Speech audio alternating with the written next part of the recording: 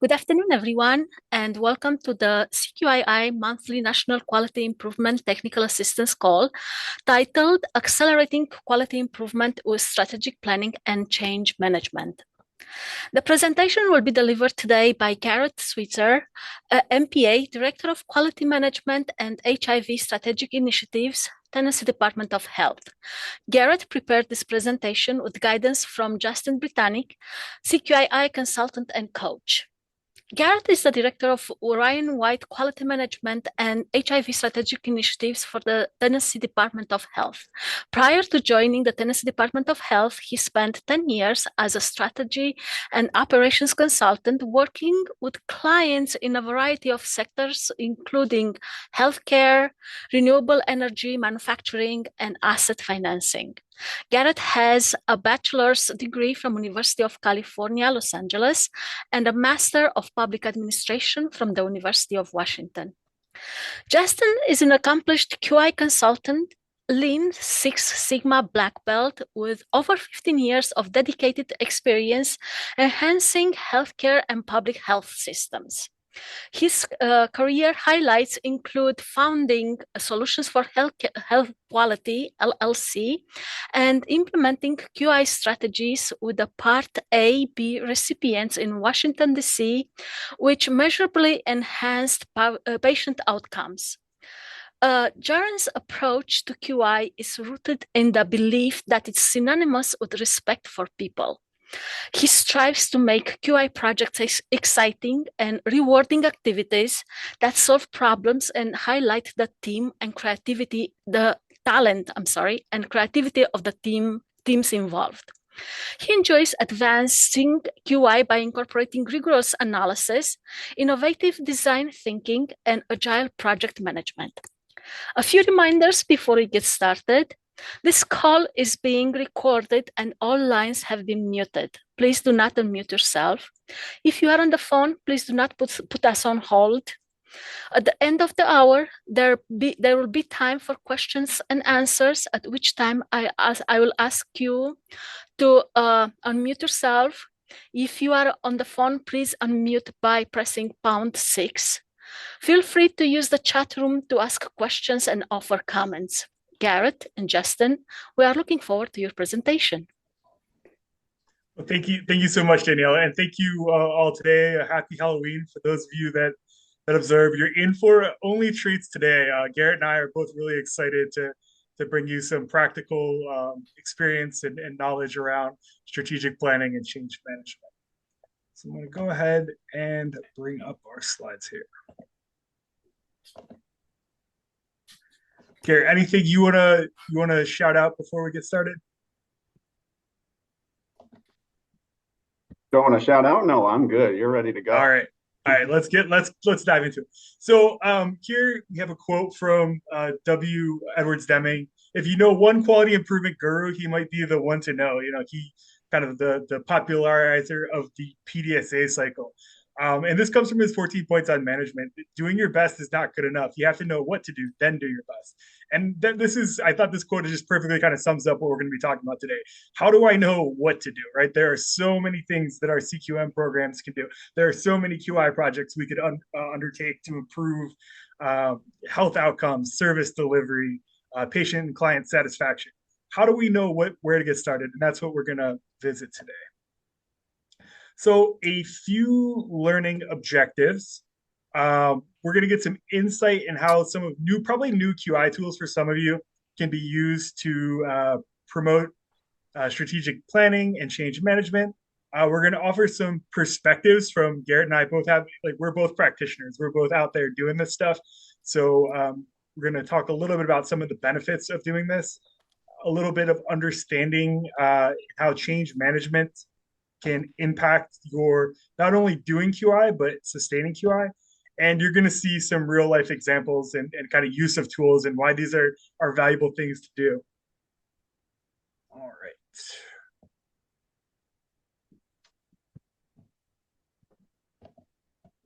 And if you have any questions, feel free to jump in the chat. We're going to have time for questions at the end.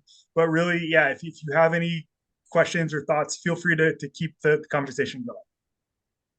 And our first example of that is let us know if you're facing specific QI challenges.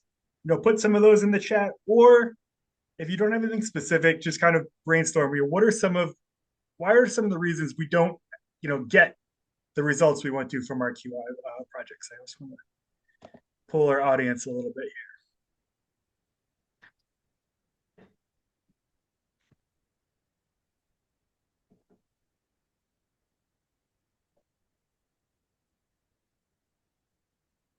Awesome. Yes, people stretch them with clinic work.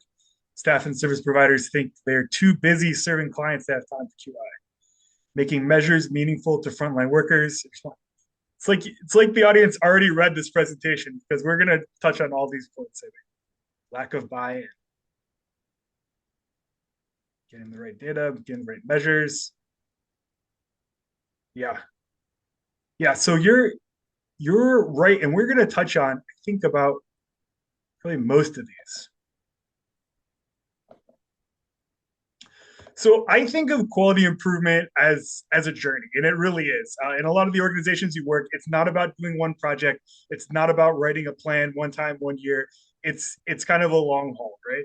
And the traditional view is, if we got a good car and a map, that's good enough. We can get to where we're going. But in reality, if we're going somewhere we've never been, and different processes, different ways of doing things, different outcomes that we've never had before, we're going to need a little bit more. So I think of it, the journey of like this: the QI tools and methods. That's our vehicle. That's our car. That's how we're going to get to this brighter, better future. The interventions. That's our roadmap. That's how we practically turn what directions we take to get where we need to go. Today's call, we're going to kind of focus on things that I think maybe don't get brought up quite as much, especially in our community here in the Runway program. And that's going to be strategy, the compass, and how we relate that specific to our CQM program and our CQM projects, and then change management. That is the fuel to get us where we need to go. Getting people involved, getting buy-in, getting a lot of the things I already heard, making it a priority. How do we change people's mind when they think I'm busy with what I already do? That's not in my job description. How do we get them to buy in and do things differently from what I'm comfortable with, or maybe the way, hey, we've always done it. So I figured there's no, the best way to get into this is just to dive in.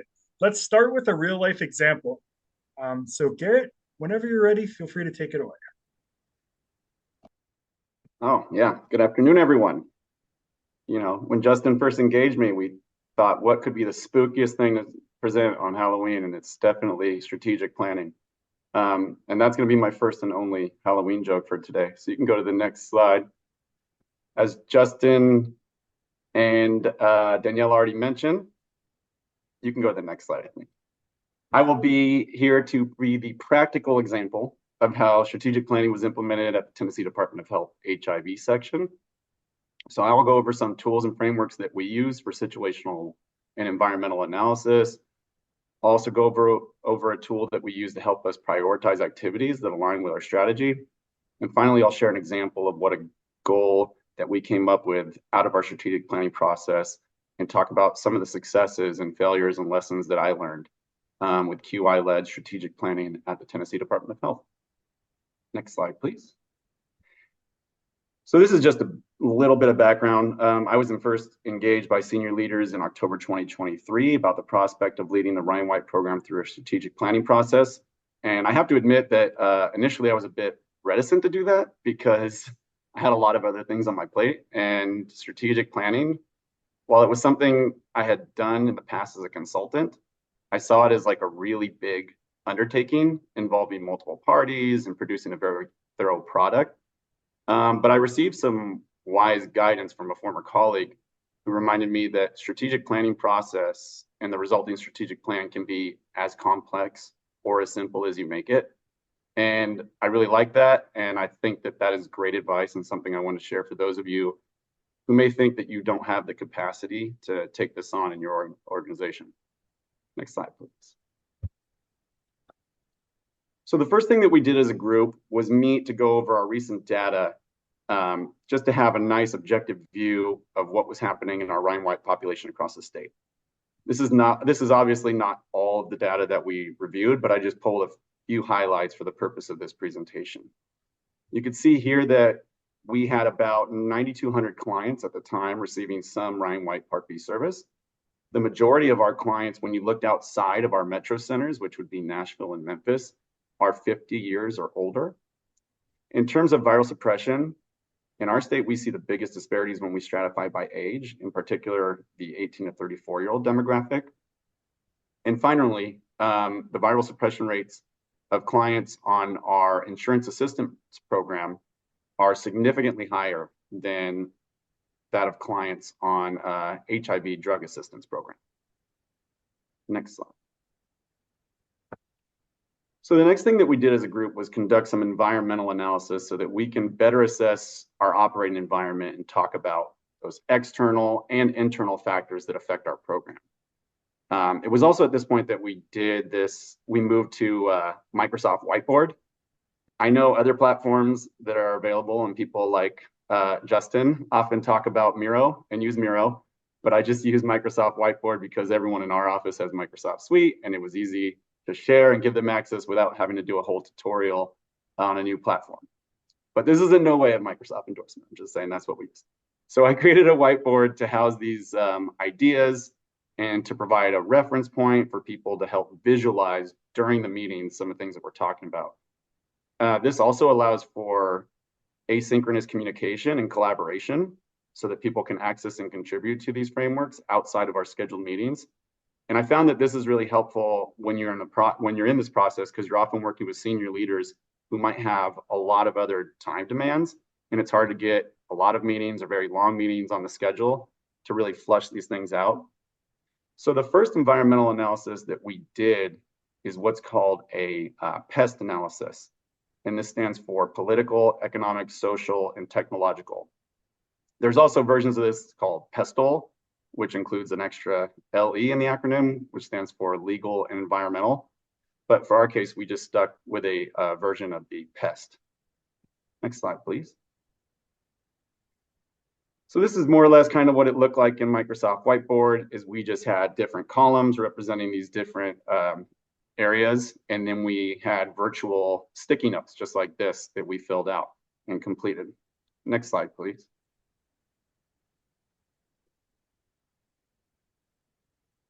So then, oh,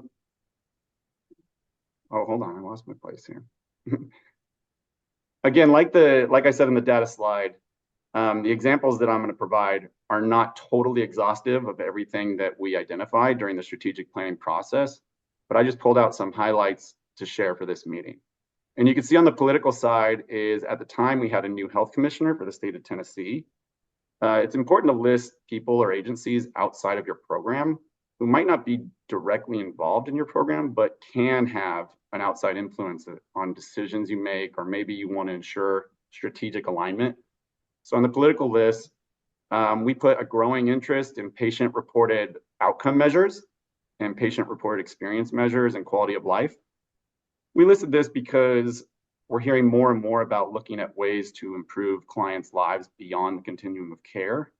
On the economic side, we talked about the proliferation of 340B pharmacies in our state and the implications that that has on rebates. We were also in the process of looking to change some of our funding streams in our state, which would hopefully free up some more Part B funds for rural areas outside of our state, outside of those metro Nashville and Memphis areas. And finally, at that time, a big issue for us was looking at inflation and the rising cost of goods. This is something that is definitely not unique to Tennessee. Surely all people on this call can sympathize with. But for example, if you provide gas cards as transportation assistance, those gas cards they were buying less fuel. If you were providing food assistance in the form of food cards, clients aren't able to purchase as much food. So just thinking of how those macro level economic trends sort of affect the program. From a social standpoint, for the purpose of our analysis, we took social to mean things that were happening in our client population, in our provider population, as well as our own internal staff culture. So you see here, we have an aging client population in Tennessee.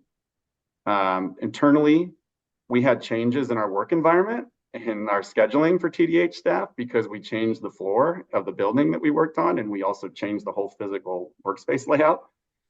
And this might seem like kind of silly, but changes like that can have significant impact on people's general happiness at work, which can impact burnout. From a technological standpoint, you can see we chose to talk a little bit about data and systems that we use. We have multiple systems that we use for tracking enrollment and Ryan White services. So thinking about the inefficiency in having to enter data into multiple systems. And then we also have providers who are doing data exports, which causes delays in analysis and is very resource intensive for our staff internally in terms of importing and cleaning data. Next slide. So after conducting our environmental analysis, we then did a SWOT analysis. I imagine most people on this call are familiar, but for those that aren't, SWOT stands for strengths, weaknesses, threats, and opportunities. For us, we feel like a strength as a program is that we are fully staffed and we've had people in their positions for a while. So having an experienced staff is a big strength. In a similar vein, we also have relative stability at the subrecipient level. We thought this was important because coming through COVID, we saw a lot of burnout in the healthcare sector and in the social service sector. And we saw a lot of staff turnover in our subrecipient agencies during COVID and immediately post-COVID. But we've seen some of that turnover calm a little bit, a few years removed from 2020, so that's a big advantage. For weaknesses, I already touched on the multiple data systems. We have a big geographic region of our state that has very few funded providers. And the other thing that's really on our radar is hearing more and more from our case managers that they feel like they're spending an inordinate amount of their time navigating insurance and not on care provision. Next slide. One big opportunity that really excited us was hearing from providers and consumers a desire for more community, which includes more in-person meetings.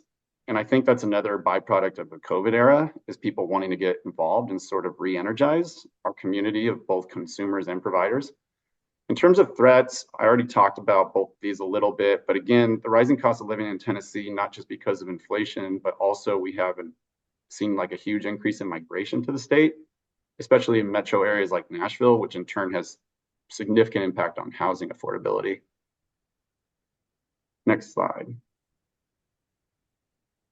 After the environmental analysis was done, we did a version of a gap analysis. And a gap analysis is looking at your current state and your desired state, and then identifying steps to take or steps that need to be taken to reach your desired state. For us, we looked at all the projects that were already going on that were addressing some of those threats and weaknesses that we identified. As you all know, in this work, it never stops. So even during your strategic planning process, it's not like you just get to wipe the board clean and start fresh.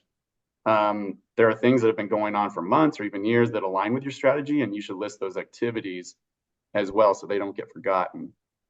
We also brainstormed and added activities and projects in order to address those threats and weaknesses that were identified during the SWOT analysis, while also leveraging the strengths and opportunities from the same analysis. Next slide, please. So after we had done all that brainstorming of different projects and activities, we had them in this form of virtual sticky notes. And we then took those sticky notes and dragged them over and plotted them on what's called an EASE impact matrix. This is a nice little illustration of what it looks like on our Microsoft whiteboard. And so for those of you who are unfamiliar with this, you can see the quadrants there. It is something that's high impact, but a lot of effort. Those are things that you want to put in that upper right quadrant that we call it the planning bucket, because it requires a significant amount of planning and resources to accomplish. For those things that would be high impact or low effort, those are in the upper left quadrant. Those are things you should focus on immediately. And then there's also those things in that lower left quadrant that are pretty low effort, but also might have a big impact. And those are things that you could do depending on your capacity. Finally, things that end up in that lower right quadrant are just high effort, low impact. You should avoid at all costs because they're just a resource vacuum for your organization.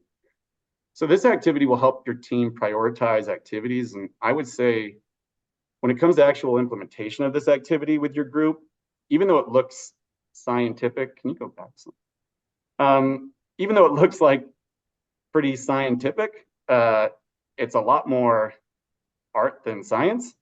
It's very subjective, obviously. It definitely helps to have a cross-functional team together because people might have that subject matter expertise and one person think something would be easy, but then another person that's closer to that kind of work will chime in and set the record straight and say, hey, that's actually a lot of effort.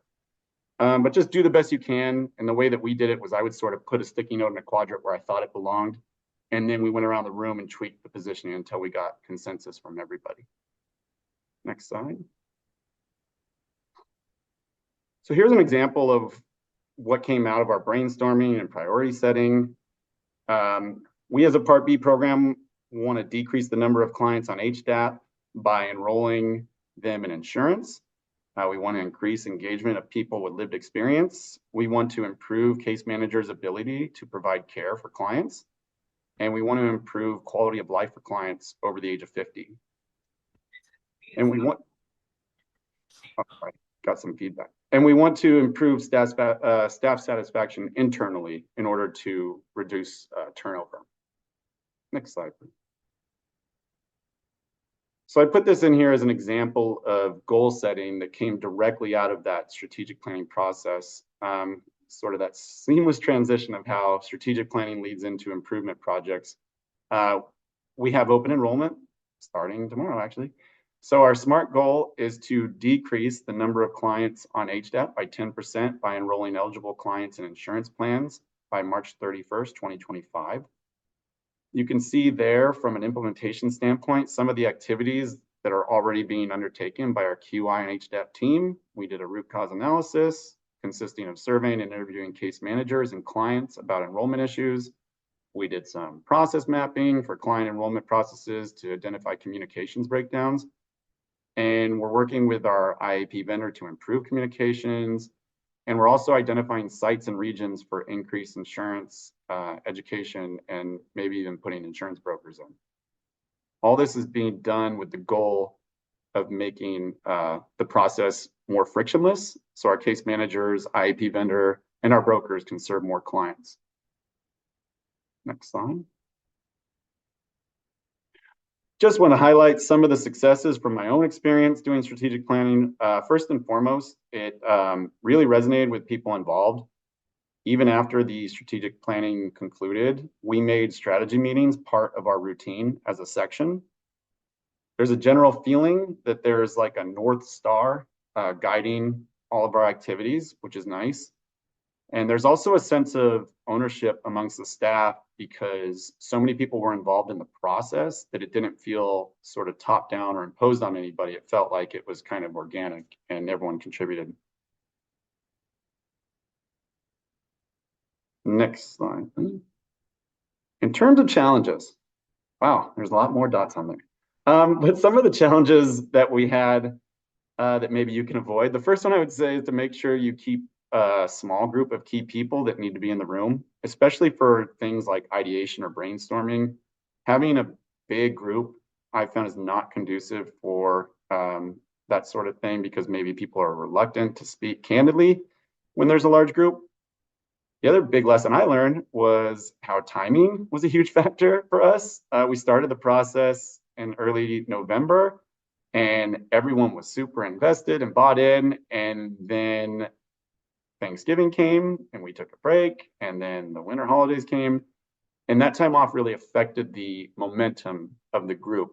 And you'll often see that like doing this, there's a lot of momentum when you do those early phase of brainstorming and things, and you don't want to lose that.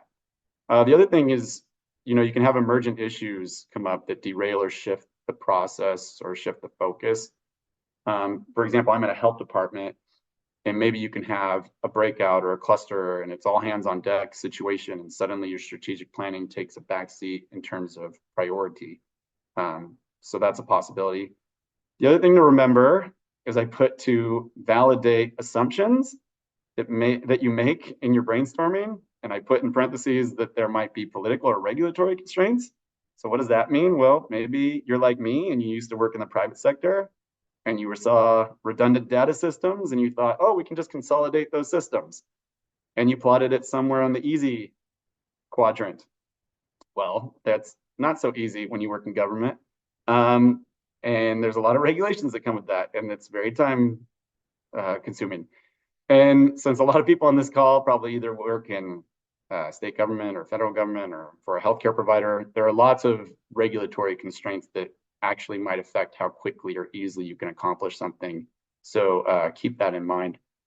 And finally, I put leadership changes and staff turnover. As I mentioned in the early slides, I started engaging the HIV prevention team in the same process, and almost immediately the director of that team vacated her role. And having that sort of turnover can dramatically derail your strategic planning process, as you definitely want your leaders to be involved in strategic planning. So any staff turnover, especially at a senior level, will bring things to a halt real quick. Hey, Garrett, I think your comment there about starting with a small group really resonated with a lot of folks. With any advice you would give someone wanting to do this, who do you start with in the room? Like, kind of not just, okay, we got to keep the group small, but ideally, what roles do we want to fill? Yeah, that's a good question. So I could just say what we did. And so I had a senior level person, which would be the director of HIV programs in the state of Tennessee, and then the director of the Ryan White Part B program, an assistant director, the director of client services, which oversees our HDAP, ADAP, IAP, me sort of facilitating all things. And then that was kind of it. And then at various points, for like the data review, for example, I would bring in an epi to do some of the data review and answer questions that people might have. I think for another session, we brought in a nurse consultant to talk about some of that does some auditing of some of our hospitals, to talk about case management on the front lines so that we can better understand some of those issues. But they were more like guest speakers and not the recurring roles. Yeah, so great advice. Start with the leader, someone who can make things happen. Have people with recurring, defined, or kind of defined roles who are going to be vested in the process. And then, know that you need buy-in. You need to bring in people who are the subject matter experts and kind of invite them when there's something for them to do, and not have them tune out because they show up to meeting 4 times with nothing to do. Great advice. Yeah. Great advice. Any other? And then, go ahead. Oh, no, I was asking you any other questions in the chat. I don't have the chat. Yeah, one more question in the chat. Was it challenging to bring the treatment and prevention activity visions together? The treatment and prevention activities. Was that the question? Yeah, so as stated, that was the original goal, to have a more aligned strategy across the section. So we have 3 programs technically in our HIV section, and that's HIV surveillance, Ryan White, and HIV prevention. Almost immediately, like within 3 weeks, the prevention director moved to a different agency, different role. And so that, again, we saw that as a barrier that we couldn't get over for that team to continue strategic planning, because whoever was going to fill that role in the future, we want them to have a big footprint or big say in the strategic direction of that program. I would say, honestly speaking, maybe it was a bit more of a challenge in terms of change management when I engaged the epidemiological team, because it's like we're fact-based, we produce things, and it's like there's no strategic vision. But then it took some sessions, and I think they got buy-in of ways that they can improve sort of efficiency and some things that they were doing. And once they saw like improved efficiency opportunities, then there was a lot more buy-in in the strategic planning process. Great, thanks, Garrett. So I just want to give a big round of applause for Garrett. Thank you for him for sharing today. Strategy is one of those things. We kind of keep it kind of close to what's going on, but I think there's so much we can learn from each other. So I really appreciate him kind of sharing what goes on behind the scenes. Because I think a lot of times when we're doing QI, we feel like, oh, our team is the only one that has these struggles. when really there's a lot of us are feeling kind of some of the same challenges. I just want to see, go ahead, some of the things that stood out to you from this example, things that feel familiar, relatable, things that you're like, ooh, I never thought of that. What are some of the things that stood out from Garrett's presentation? Garrett, you're getting lots of love in the chat.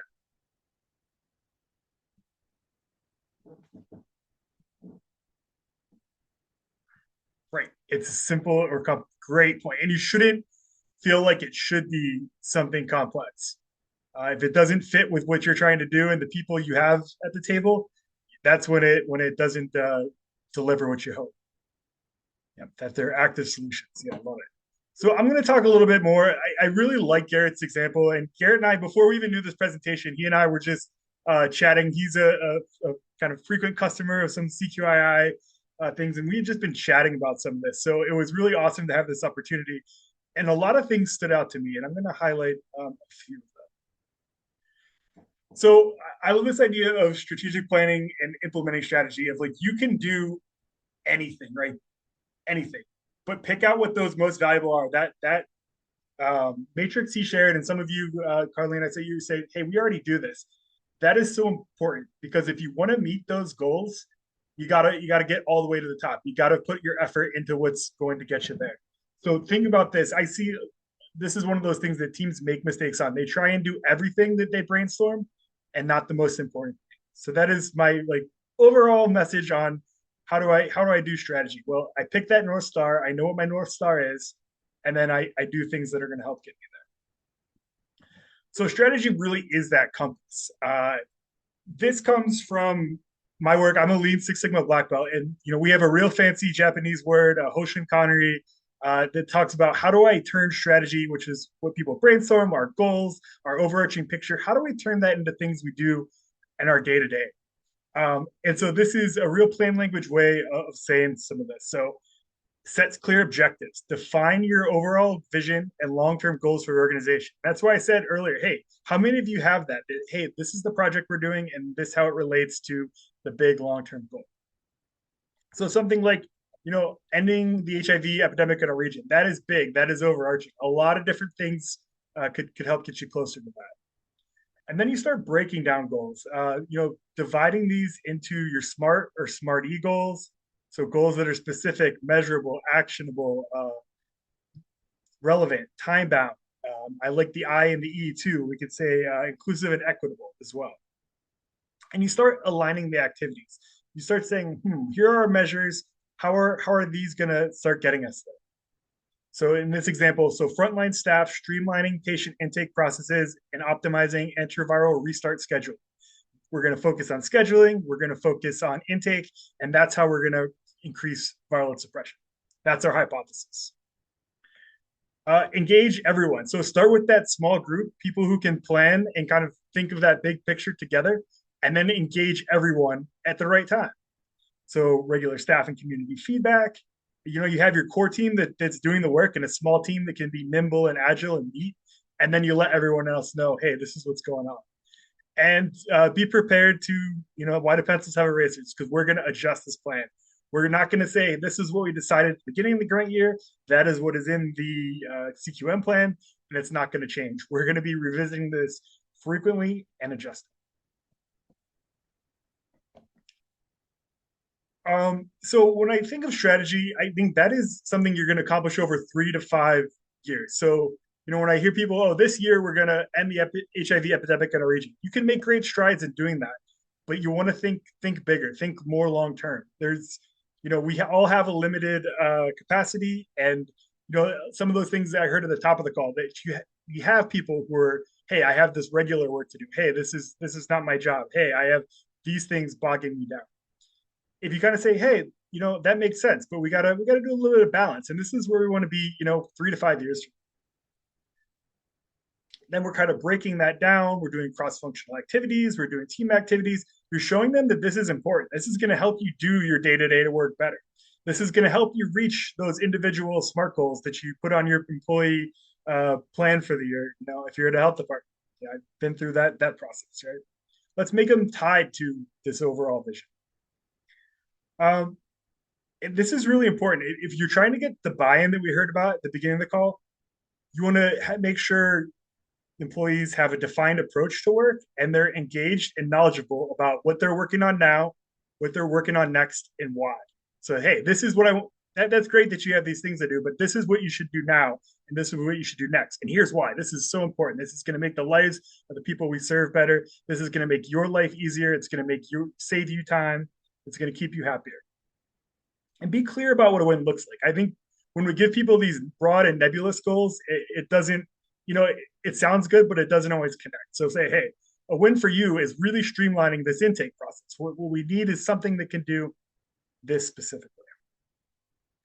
And then you want to make them capable and empowered, right? You don't just give people goals. You don't just challenge them. You don't just tell them, hey, by the way, you're doing a QI project without, letting them feel like they have a voice in it and letting them know that they can, what their work serves a purpose.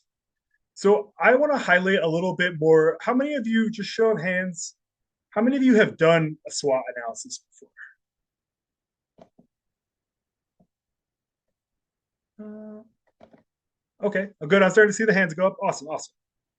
And if you've done one before, go ahead and put in the chat how it went. Was it valuable? Was it did it help get you where you were trying to go? Let us know how that process was. Awesome. So I'm saying it was valuable. Yeah, I found this is one of those underutilized tools. This is a tool I learned very early on in my quality improvement efforts. And then I kind of said, it's good, but I don't understand it. And as I kind of advanced in my quality journey, I found them more and more viable. So it really is a brainstorming exercise, just like what Garrett was talking about earlier, getting the right people in the room and let's start getting things down on sticky notes. And if you want to facilitate this with your team, start thinking about strengths start talking about people, processes, systems, resources. What do we do really well? What is something that's going to help us reach that goal? Awesome, Pete. I see your comment in the chat. Yeah, we're going to talk about that follow-up in a minute here. So weaknesses are things, again, disadvantages. What can we be better at? What are the things that we know are barriers or challenges for our team? The opportunity are changing environmental forces that can cause us to get closer to that goal. And threats are changing environmental forces that can cause less loss or disruption as we're on our journey towards that goal.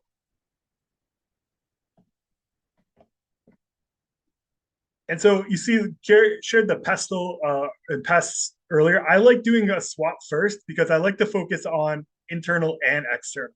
So the pest mostly focuses on the external. So your opportunities and threats, what's out there in the environment. And those categories are great. When you're brainstorming for your opportunities and threats, say, what about environment? What about legal? What about political? So those are just things you can kind of bring up as you're actually working to do this with your team. And so I think of strengths and opportunities, those are your drivers. So if you've already done a driver diagram, or you want to do a driver diagram after this, you can actually just copy and paste a lot of those sticky notes. That's what I've been doing with some teams that I've been working with. We'll do the SWOT first, and then, boy, we have a huge head start when we get to that driver diagram. So when you're thinking about your drivers and your constraints.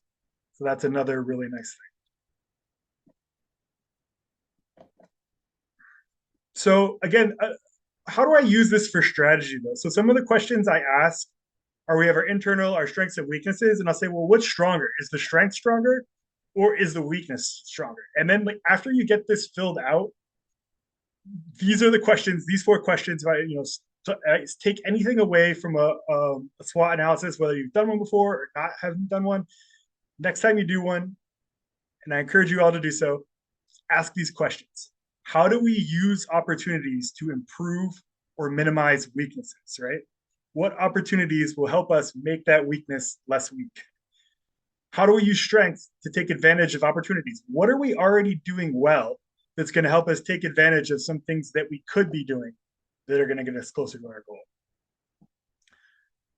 What prevention and detection processes or people or tools do we have in areas where we have weaknesses and threats together, right? Those are your risks. If you have a weakness and a threat and they're right next to each other, ask, hey, what are we already doing to find these and stop these? And if it's nothing, then that might be an area of, hey, we better start doing something there. And my last question I want to recommend is how to use strengths to mitigate threats. How can we say, hey, we're really good at outreach to the community? How can we, use that to help us along that goal if we know that there's a threat?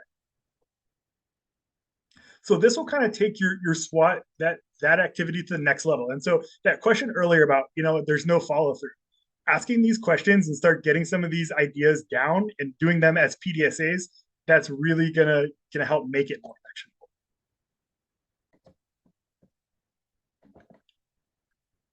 actionable. Explain the third bullet point a little bit more. Yeah. So if I have something that is a weakness and a threat, like so say, let me try and go back real quick here to the SWOT diagram we shared earlier.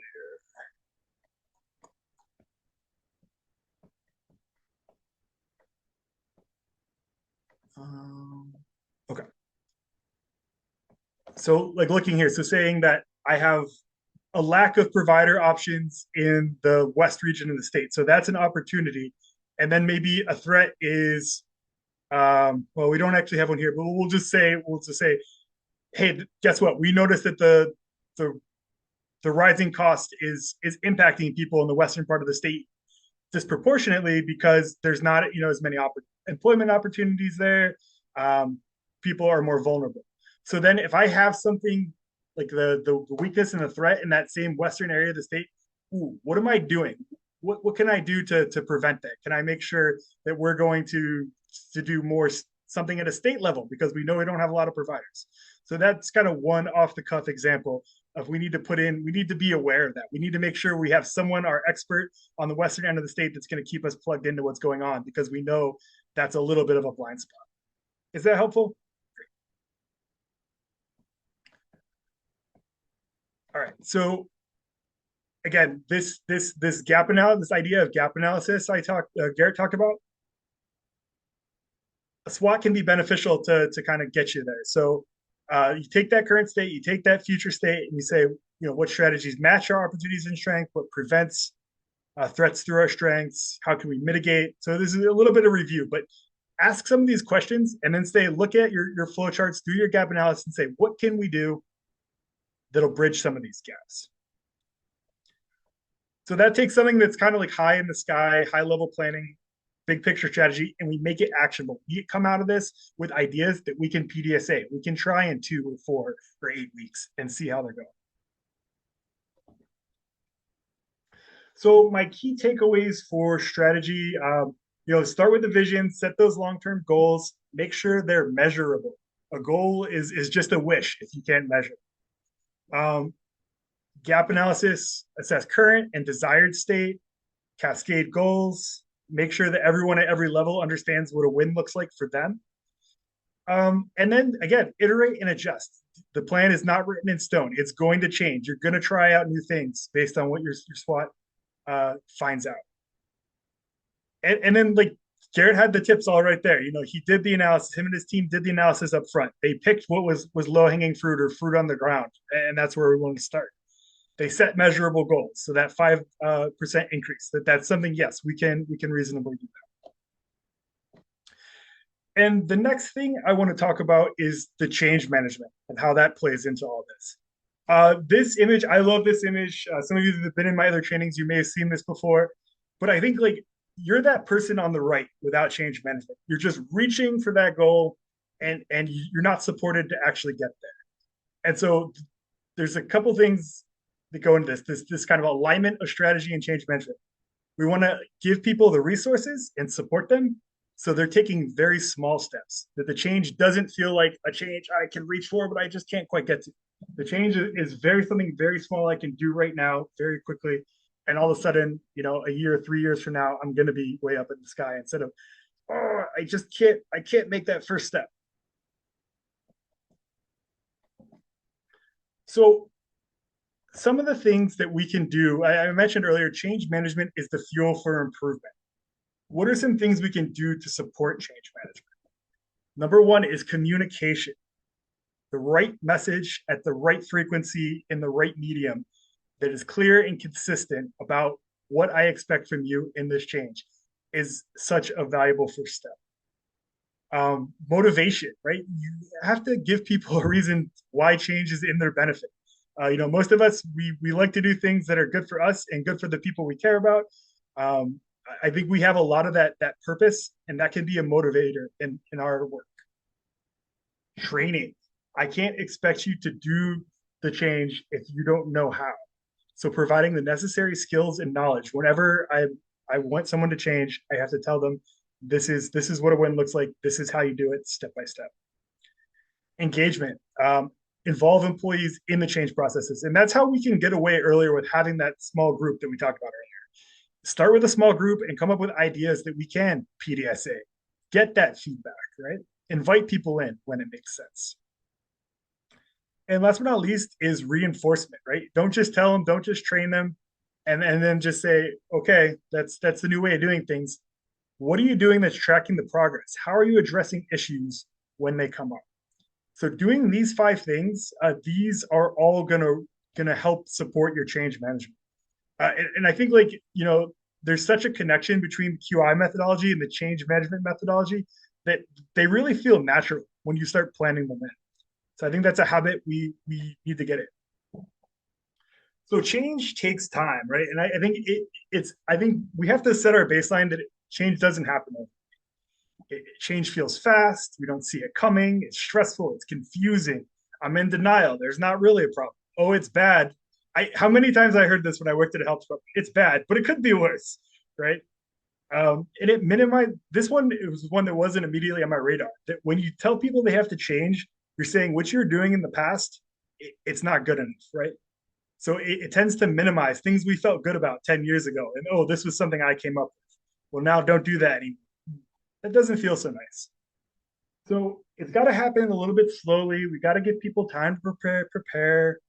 We got to give them this vision of, hey, this is a fresh start. There's hope. Things could be worse, but they could also be better. And really recognize and respect those people that had those ideas in the past, because chances are they're going to have new good ideas in the future as well. If we can just get them, yes, an evolution. Carlene, awesome. So change is not linear. Every project I do does not change at the same rate. Every team I work with, people do not change in the same way. You're kind of going here at the start and you're kind of anxious and okay, we want to do our best. We're excited about this new opportunity. And then you get kind of nervous and you can go out on a limb, and every once in a while, rarely, teams will just rocket ship to success. But more than often, there's this kind of period of confusion. Uh-oh, we made a mistake. It's not happening as quickly as we want it. You can either sprint up and start making progress. You can slide down when you think you're doing really well. This is that critical point, though, right? When we're at this pit of despair, you have to support folks. Otherwise, they're just going to get frustrated and they're going to disengage. But if you can keep them on board, give them the time, the resources, the communication that they need, eventually, you'll get there, or at least get, here. So I think it's really important that everyone has a role in change, that it's not just bottom up, it's not just top down, it's not just middle out, it's everyone, right? So that small group can establish that direction, and that's the strategy piece. And then you have to have the action. How are we supporting that change? And how are we supporting those that are implementing the change? So I want to hear from folks. I'll give everyone maybe just 1 minute. What conditions, in your experience, make it easier to change?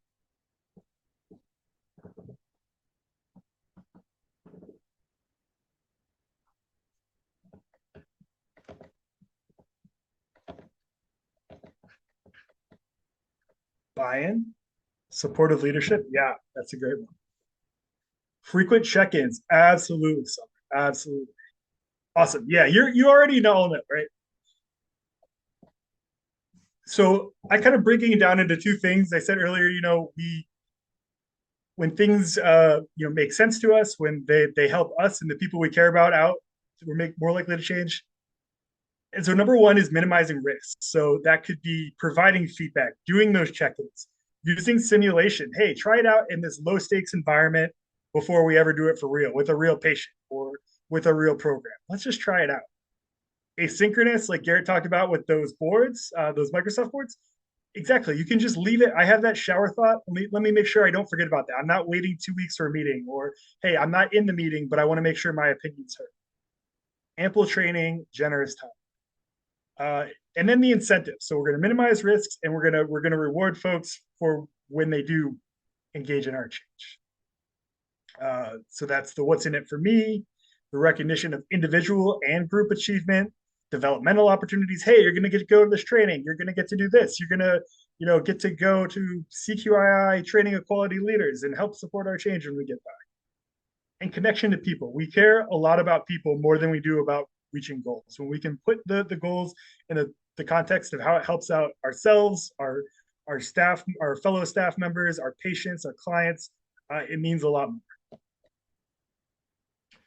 So my key takeaways for change management: communication, clear, consistent; motivation, give people autonomy, mastery, and purpose. They're the experts. Let them show that. Let them learn new skills, and let them know that they're going to help out themselves and the people and things they care about. Provide necessary skills and resources. Engage everyone in the process to get that buy-in. And track and monitor issues as they come up. Have some things that you can measure. Have some ways to give feedback. Right from the case study, we saw keep the the core planning group small for better engagement. Regular strategy meetings to maintain momentum. It's not some big thing that we do a long time planning and then we don't come back and touch base on. It's not the plan we write once a year and it's written in stone. And foster a sense of ownership among department staff. So my last brief section here before we get to questions: how do I put these pieces together? I know a lot of you already know a lot about quality improvement. You've done some strategy planning type things. You kind of know intuitively change management, but maybe it's something we don't practice as much as we could. So how do I accelerate it? What are some actionable things I can do? So strategy sets that direction. QI methods, like your PDSA, your DMAIC, your Lean Six Sigma, that helps you chart the course, and the change management powers that chart. You could do a SWOT analysis. Your SWOT analysis should come out with some actionable PDSA things that you can actually do. Ask those questions that I had at the end of the SWOT section, because that'll help get you from an idea of brainstorming to something we can try. Make sure you cascade goals with process improvements. That'll help foster engagement. That'll get you that guiding North Star that Garrett mentioned. And continuous monitoring helps keep adjustments in sync, and it's going to take a little bit of time. So again, I'm going to jump right to this one because I want to have some time for questions. Things you can try by next Tuesday. Map your quality strategy. Revisit if you have a CQM work plan as part of your CQM plan. Look for alignment. Hey, are the measures we chose and the projects we chose are they going to that same place? Understand the system level of your project. Do a SWOT analysis. If you haven't, or it's been a few years, a lot changes quickly. It may be time to revisit it. And maybe if you haven't asked some of those questions in the gap analysis section of the SWOT I talked about, go back and do that. And my friend and colleague Khalil Assam did a QA a technical assistance webinar maybe a year and a half ago about assessing change readiness, assessing staff engagement. Go ahead and send that survey, right? Or just take a walk. Just go talk to people informally. It doesn't always have to be a survey. See, what they're doing, ask what their challenges are, and like congratulate them for a job well done. So just some real simple things we can do to kind of further this alignment of QI, of strategy, and change management. And it's not, it's not all about the tools and techniques. It's really about bringing strategy and people and the methodology all together. And with that, I think we have about 5 minutes left. So I want to just open it up to questions for Garrett or I. Anything you like, give us feedback, questions, comments, anything else you need. Absolutely, Carly. Gemba walks. I can't say enough great things.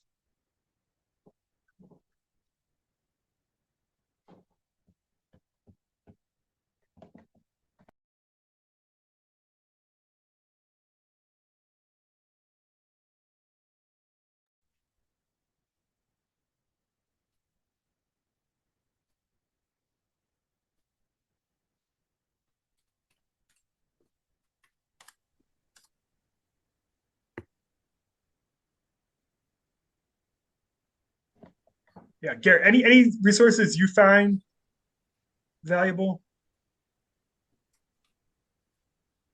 Gosh, I'm trying to think of, while you were talking, I was trying to think of the one, I can't remember if it's Cotter or, there's one illustration that shows like the different smiley faces and what stages that you're at of your change management process.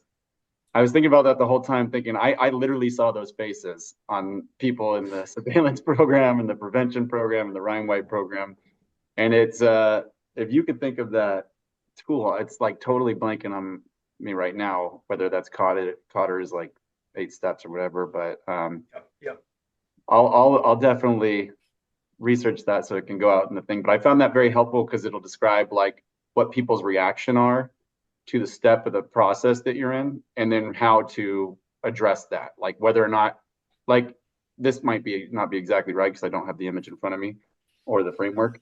But it's like if people are really excited, but it's like a what next? It's like now you need to move into action plan. Now you need to move into work planning and get something on paper and harness that sort of energy into something practical. If you get like the faces like, what's in it for me? And it's like a nice step by step, what is the response that you're getting and what you need to do to mitigate or to address those responses, I should say. Yeah, absolutely. The Cotter, the 8-step framework. I like ADKAR a lot. That's like, some of these they're just like helpful kind of checklists and things to think about around each stage of the change. And I see some of you about the Gemba walk. Yeah, like sign up for Intermediate Learning Lab if you want to know how to do a Gemba walk. If you want to identify waste, because that is kind of one of those carrots that we find that if you can make people's lives better and connect with them on the ground, that can help with change management. So be sure to check out Intermediate Learning Lab, CQII, if you want to learn more about Gemba walks in depth, because we just only scratched the surface.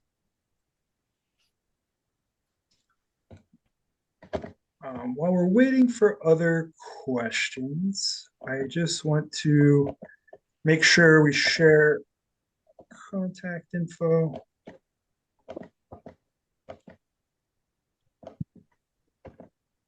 So yeah, Garrett and I put our contact info here. Again, CQII has a lot of great resources to share on these topics and a whole lot.